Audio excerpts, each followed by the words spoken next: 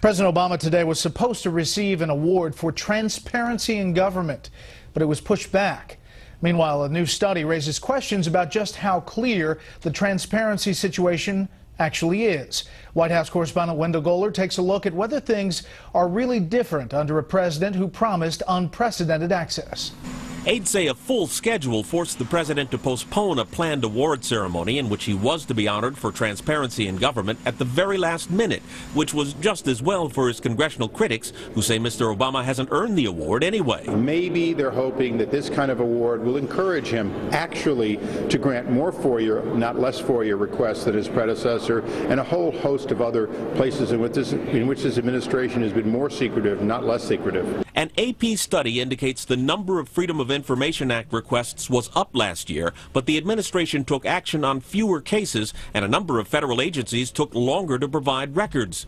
One of the George Washington University researchers who was honoring the president said only 49 of 90 federal agencies are meeting their targets, but study author Tom Blanton said, quote, "He set a direction that deserves praise and recognition. We were going to use the occasion to say we've got to work on that gap."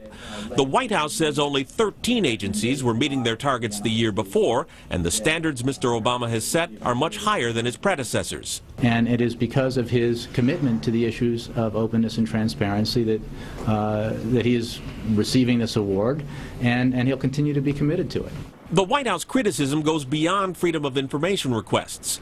Meetings with lobbyists have been held across Pennsylvania Avenue where the visits aren't logged by the Secret Service. Officials say the issue is lack of space. Space is the issue with the Oval Office, too, where coverage of the Transparency Award ceremony would have been limited to a pool of reporters and photographers and for a limited period of time.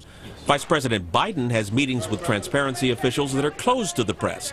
Meanwhile, Ann Weissman says the disappointment crosses party lines. All organizations that, like ours and those on the right that routinely submit FOIA requests are having the same experience, which is that the requests are not being processed in time. We're not getting greater access than we've had in the past. Tom Blanton says he's willing to reward the president with the job at best half done because actually changing the government is more difficult than turning a supertanker. He says it's more like turning an entire fleet.